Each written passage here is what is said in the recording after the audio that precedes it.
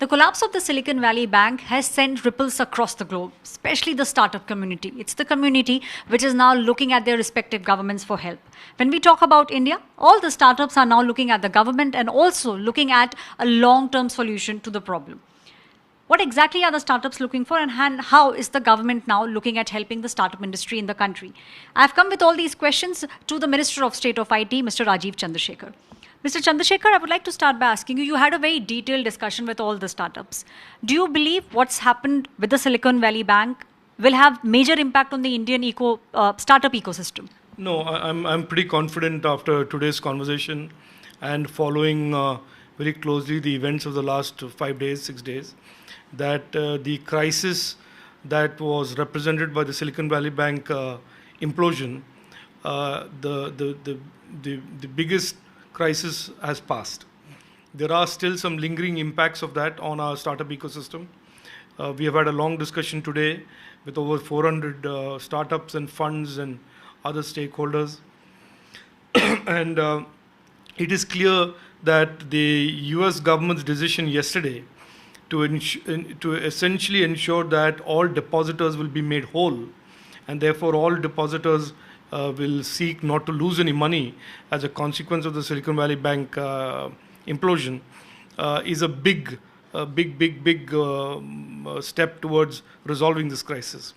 There is a residual problem that remains, which is the liquidity and access to those deposits and the time frame by which our startups can access the money. And so therefore, since those doubts are remaining, we have today spoken with the startups and said, if the government has to evolve a framework of giving them some funding, deposit-backed liquidity, we will certainly recommend that to the Finance Ministry and the RBI.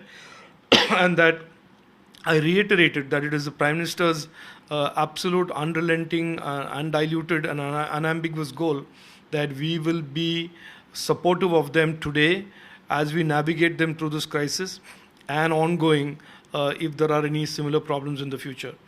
So the issue is, I think that the crisis that we saw 4 days ago, 5 days ago, is no longer the crisis that we see today. It is a much narrower issue, and we are fairly confident that we'll be on top of that. Did you see any kind of fear amongst, you are saying that, there were almost 400 startups. Do you believe there's a lot of fear in them?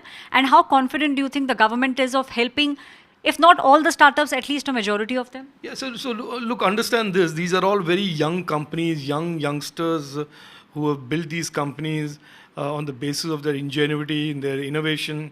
They've got their investors to invest. And they did what they thought was a very smart and prudent thing to do, which is deposit their money and their equity proceeds in a blue chip bank, or what they thought was a blue chip American bank. And turns out the blue chip American bank wasn't a blue chip American bank. So I think most of them are suffering from, I'm not trying to being humorous about this, but they're suffering from some sort of trauma for sure. This is not something that any young entrepreneur or startup have signed up to worry about the bank where they put their deposits going under. But it is what it is. And I think out of this, these startups and these young entrepreneurs will emerge tougher and stronger.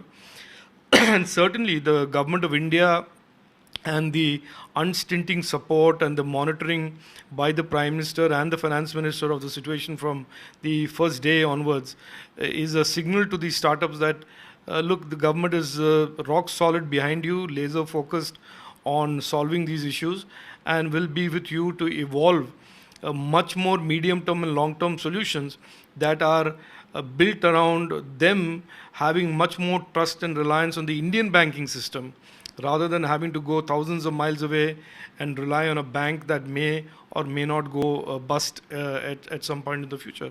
So I think some of the conversation today was also about what can we do to make sure that they use the banking system that India represents and is so strong and is so resilient today in the face of the COVID and post-COVID.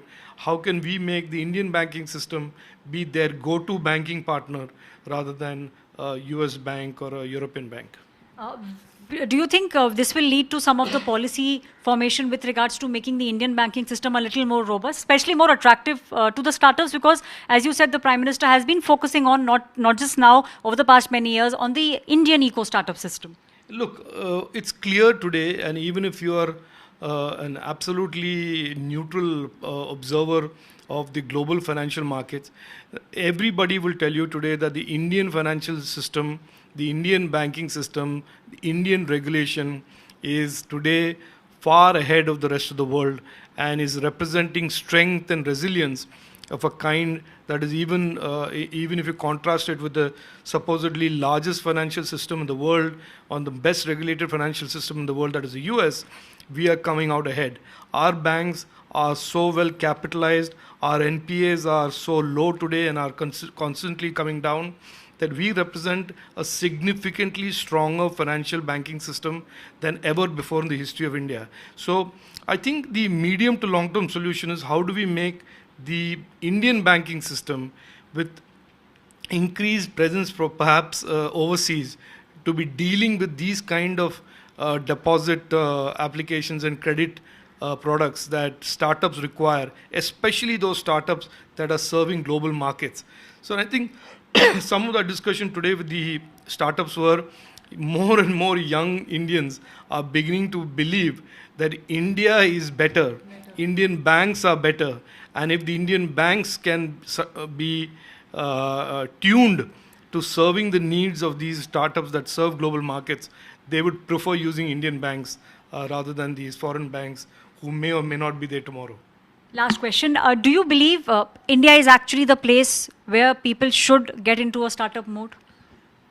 Oh, I think it's certainly that train has left the station many years ago. The Prime Minister of India, Narendra Modi ji, has flagged off that train, and every young Indian today, very contrast for our generation, is primary his or her ambition is to create a startup, be a job giver, a job creator, rather than look for a job.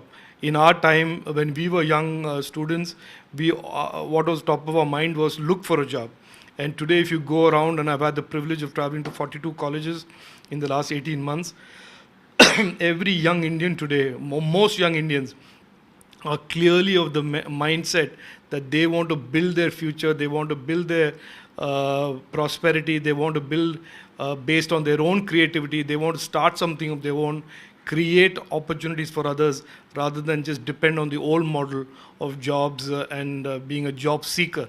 And I think therefore Prime Minister's vision of more and more young Indians becoming job givers and job creators is certainly manifesting itself through our startups. So definitely the Indian startup system does not need to worry about what's taking place in the United States. The need of the hour obviously is to make sure that the startups now start looking inwards and start hoping more and banking more on the Indian system. That's what the policies will be going forward. If you like the video, do like, comment, share and subscribe.